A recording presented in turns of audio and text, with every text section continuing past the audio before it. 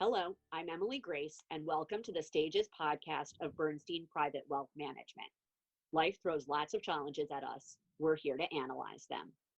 Having helped dynamic families prioritize what makes money meaningful for them and then invest for that purpose for close to 20 years now, I've seen people through countless markets and life events.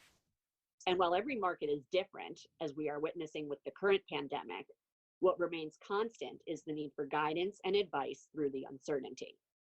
Helping people navigate the markets and introducing them to some of the smartest investment minds and experts in other fields, whatever the stage in their life, is a real honor. If you or someone you know would like advice or an introduction to my guest, you can reach me at emily.grace@bernstein.com. Today, I've invited Susan Schoenfeld, the CEO and founder of Wealth Legacy Advisors, to join me on Stages to talk about how to host a family meeting. Susan works with families on the human issues that keep families of wealth up at night: legacy, governance, stewardship, philanthropy, and managing fiduciary risk. Over the past month, we've hosted quite a few remote family meetings, as with families quarantined both together and apart, there's never been a more opportune time to think strategically about one's legacy and one's future. I want to truly thank Susan for taking the time out of her schedule to speak with us today. To set the stage a little bit, Susan is sheltering in place in New York City, and I am in Northwestern Maine. My 6 and 3-year-old children are currently upstairs doing their homeschooling. So I just want to warn you that if during this recording session, it sounds like non-socially distanced construction is taking place, it's probably just my children doing their physical education assignments. Now, Susan, thank you so much for connecting with us today. Thanks so much for having me, and I'm so happy to hear that you are healthy and safe, as are your family.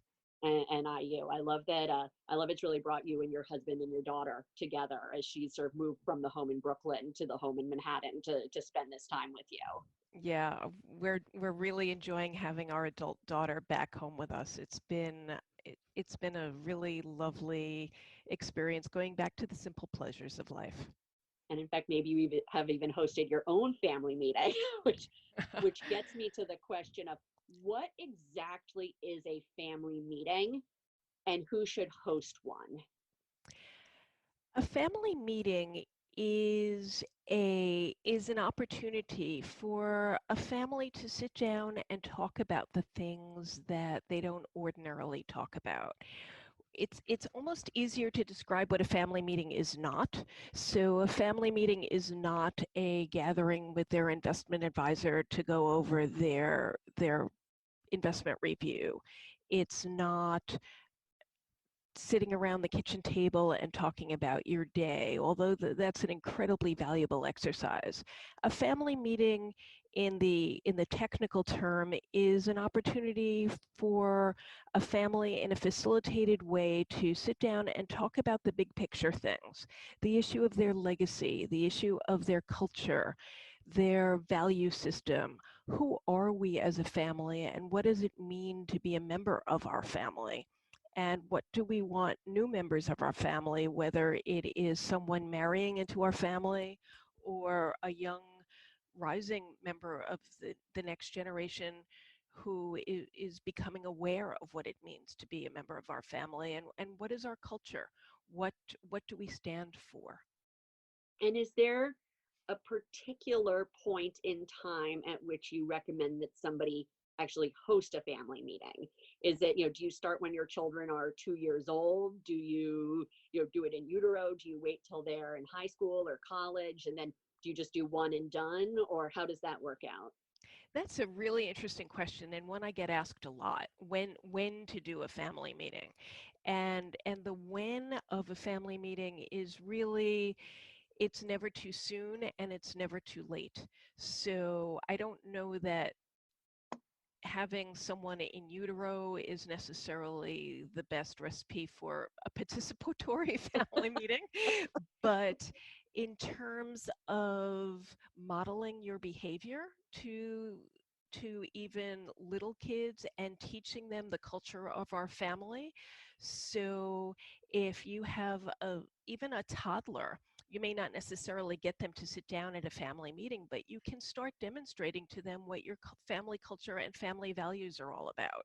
So it could be in terms of when you're done um, with your little cup of milk, you don't throw it on the floor. You bring it over to the sink, even if the sink is high above your head.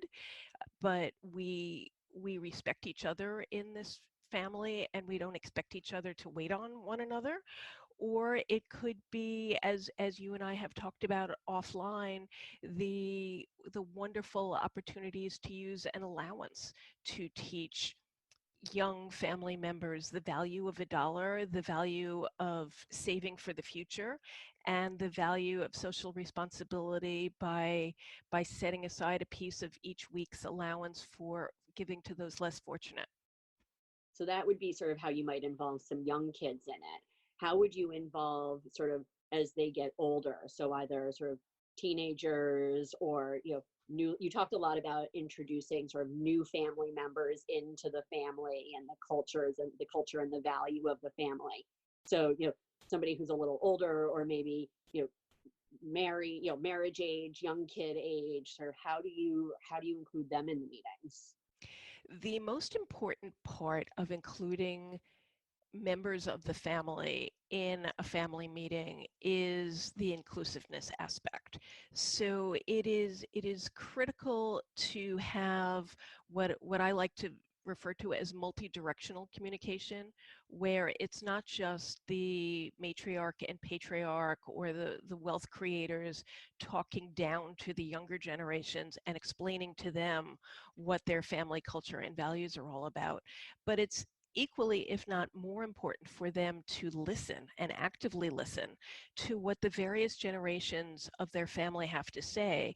Because at the end of the day, if if your children and grandchildren are not on board and don't feel included in creating the vision of your family legacy and your family culture and your family value statement, then after you're gone, they're going to go off and do something else. So it needs to be active participation with everyone who is involved.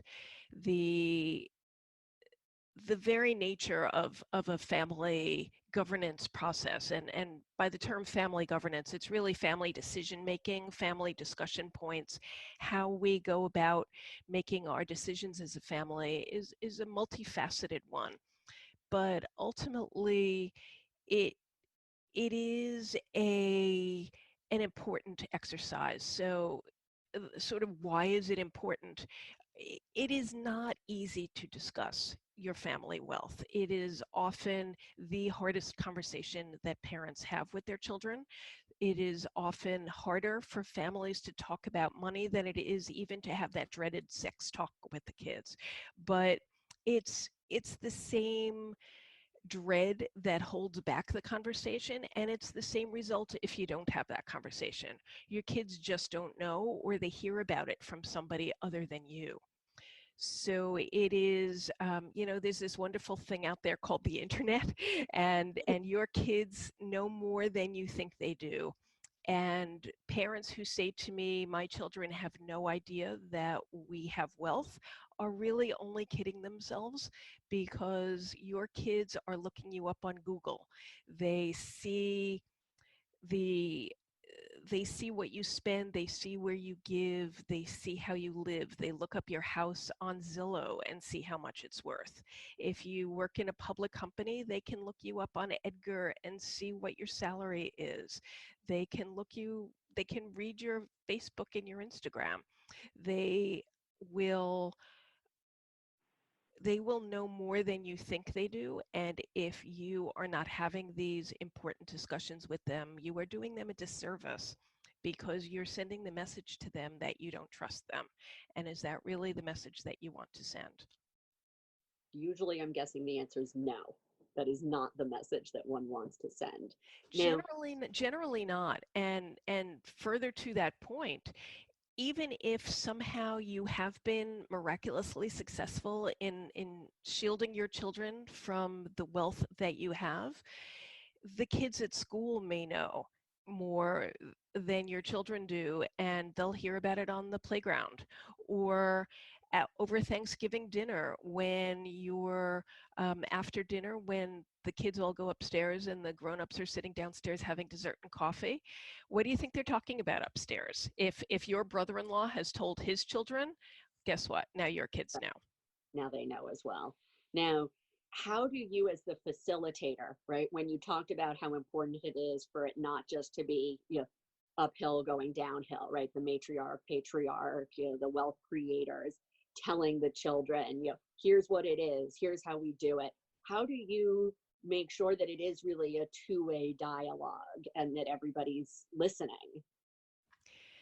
The first the first thing I do when I start a family meeting is to encourage everyone there to create a series of procedural rules of process. What is it that we are going to hold ourselves to?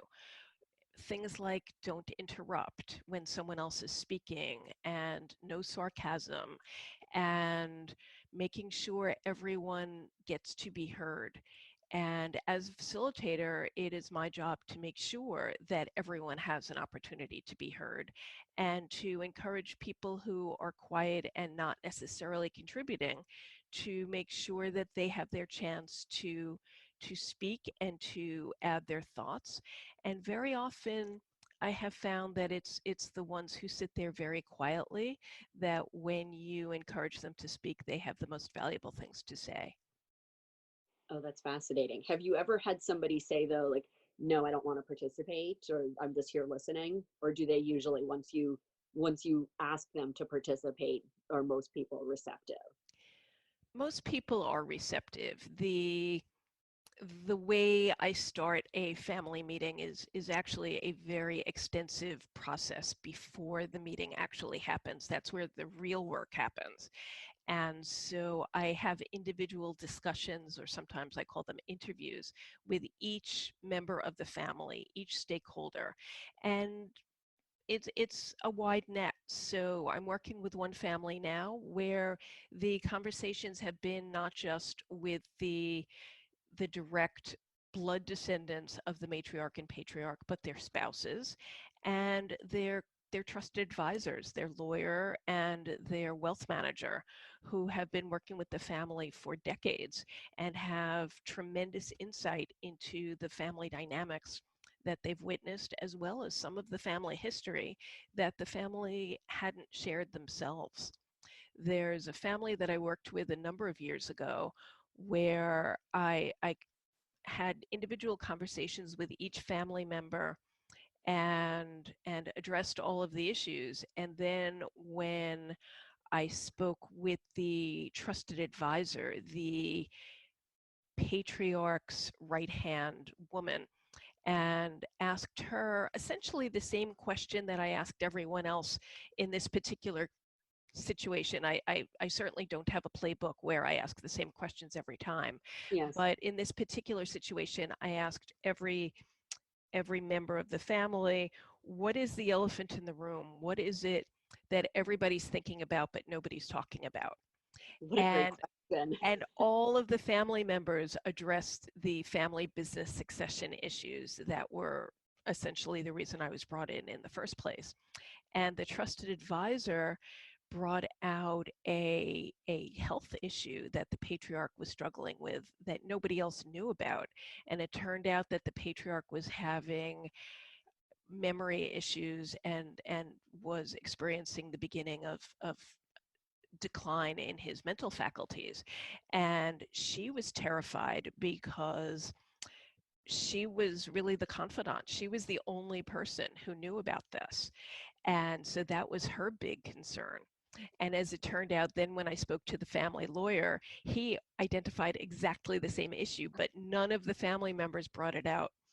And so when we had the family meeting, as an agenda item, and generally when I create a family meeting agenda, I tried to keep it general because you never really know where the conversation's going to go. Yes. And an agenda is not something that I strictly follow. It is really just a way to get the conversation going. So as one agenda item, I simply put age and health concerns, and that's all I put. And when we got to that item on the agenda, I turned to the patriarch and said, you're nearly 80 years old, and there may be things going on that your family doesn't know about. Is there anything you'd like to share? And then I kept quiet, and much to my surprise, he talked about it. And he talked for about an hour and explained what was going on and the specialists he had consulted with and the current state of his condition. And his family got to ask him lots of questions. And it was an incredibly beautiful moment and an empowering moment for everyone that concerned. What's so fascinating is that everyone in the family was talking about succession planning. The two quote unquote outsiders were talking about, the health risks and concerns, but the two may have been so interlinked, and his ability to let go may have been so connected to what he was feeling. I mean, it must have been such a breakthrough moment for everyone involved. It was extraordinary, and it was an outcome I'm very proud of. I got that family to a place that they would not have gotten without a facilitated family meeting. Now, were the outsiders, I don't mean outsider, were the advisors, the lawyer, the investment manager, were they in the meeting? Who do you usually recommend attends these family meetings? Is it literally like blood lineage? Will it be in-laws? Will it be the gardener, the nanny? who who should be part of this family meeting? Generally, the family meeting is the family, and it depends how that family defines their family. I generally encourage the in-laws to be there, the children, if they are old enough, to have a say, and it's really bespoke to each family how old that is. Probably not a 6-year-old, but very possibly an older teenager. You don't necessarily have to be an adult. In this particular case, as I think I mentioned, the patriarch was almost 80, so Yeah, his son is I don't know, 50, mid 60. 50s. He is married, but his wife is not really involved in the family business, and because the meeting was ostensibly about the family business, she was not invited to this particular meeting. But the non-family members who I identified, the lawyer and the right-hand person of the patriarch in the family business, were in this meeting, because the meeting really was to talk about the family business succession. And as it turned out, most of the meeting really was. It was a full day. We started at 9, we ended after 5, and an hour of it was directed to the patriarch's health. And of course, that impacted on everything else that was discussed during the day. But the meeting really was about family business succession. The patriarch is created this business essentially out of his own imagination and built it into more than $100 million business. Wow. And they don't have natural buyers to sell their business to, and they don't have non-family members who are senior enough in the business to take over for the patriarch.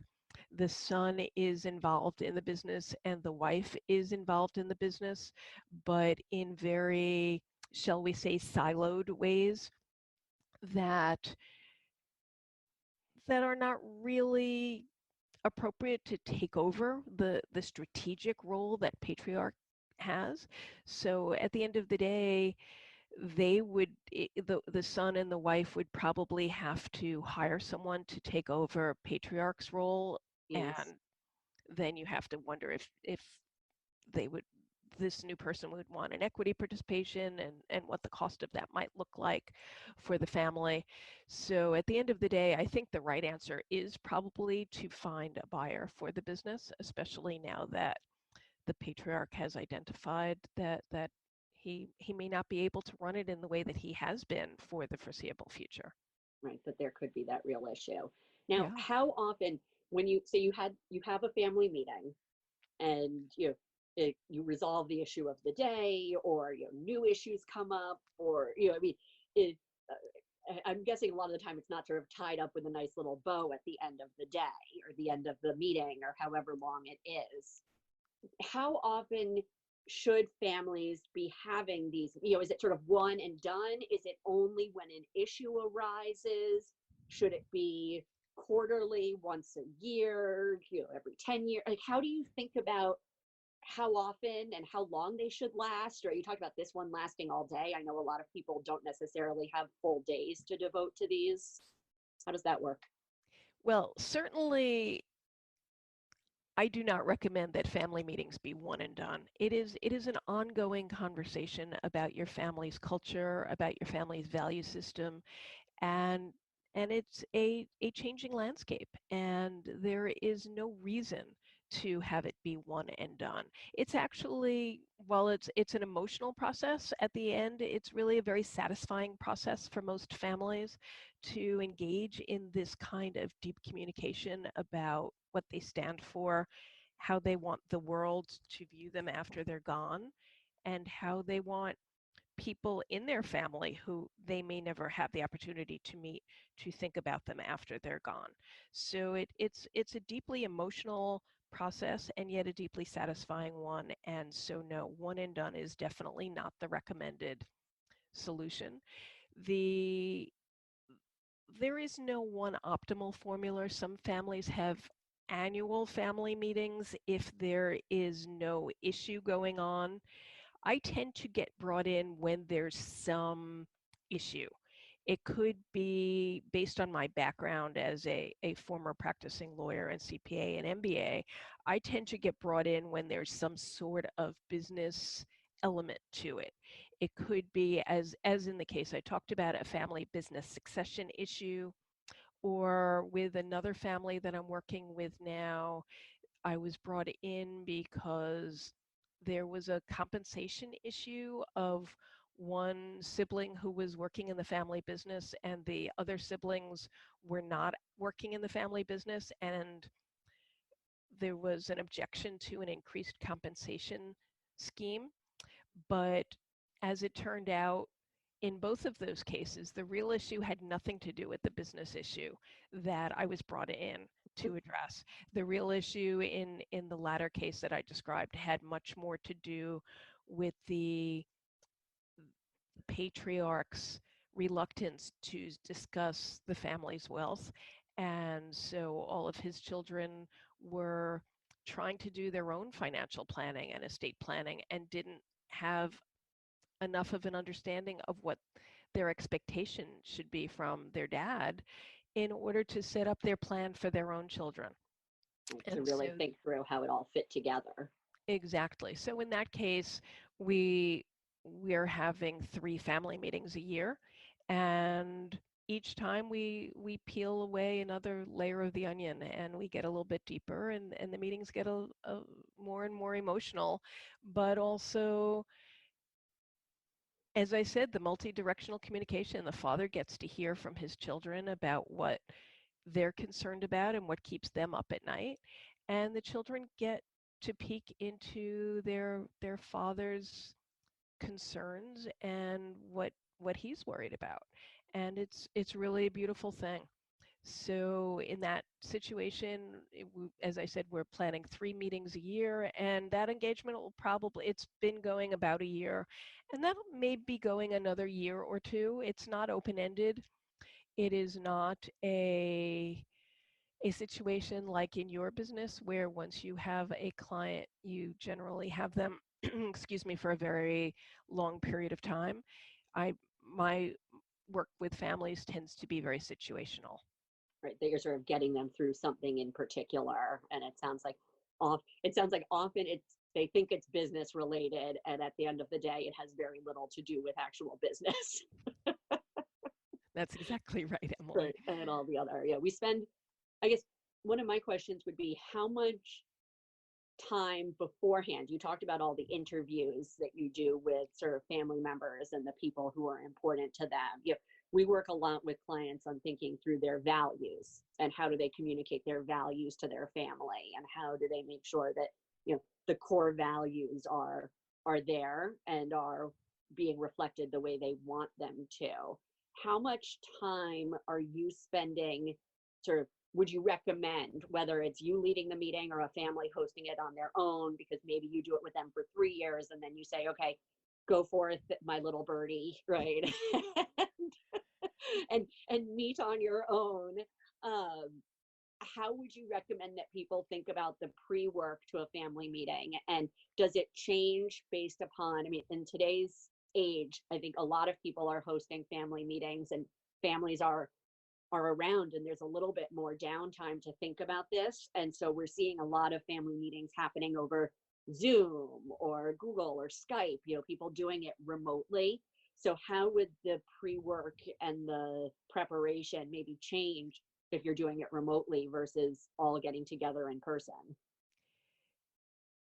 The work involved in planning a family meeting ahead of time and doing the follow-up work afterwards is actually where the work happens. The family meeting it's almost like going to a performance of a play or going to a professional sporting event, where the real work happens in preparing ahead of time, the rehearsal for the play or the movie. It is very similar in planning a family meeting. The work ahead of time, the interviews, the thought process in developing the agenda, in organizing the meeting, and in the follow-up after the meeting and holding people's feet to the fire for the next steps is really where the work happens.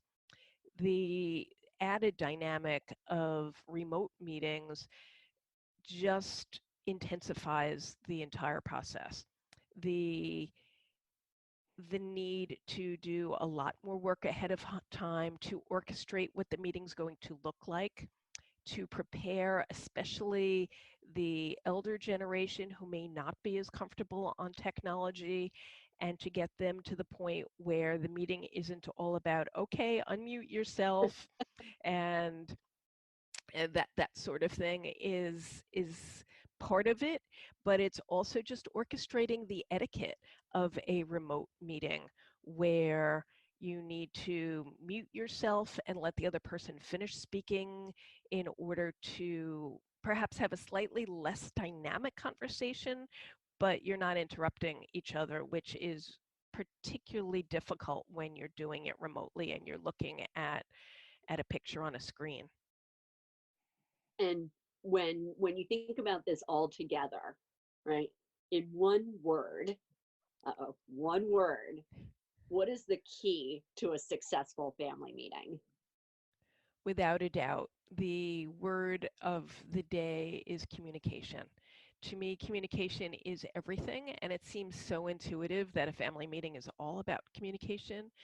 But my favorite quote about communication is from George Bernard Shaw, who said the single biggest problem in communication is the illusion that it has taken place. Wow. So often, families think that they have communicated something that they haven't. And it really comes down to what, who's that famous author who is, if that's not what I meant, or saying what you mean, or here it's about listening versus hearing, this idea that so often what we're saying, people are not hearing what we think we're saying. So that was really poorly said. Yours is much better.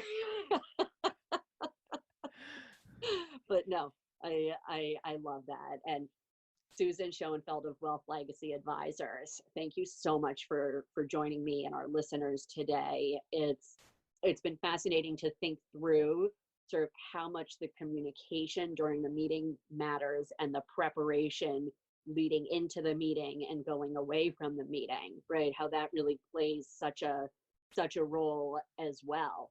And I know that in today's environment, as families are taking moments to step back and, really think about their legacy and think about their future and what that could look like, the information that you provided us today is key in really helping families strategize for for all of that. And so at the end of the day, planning for all the stages in life is exceptionally crucial.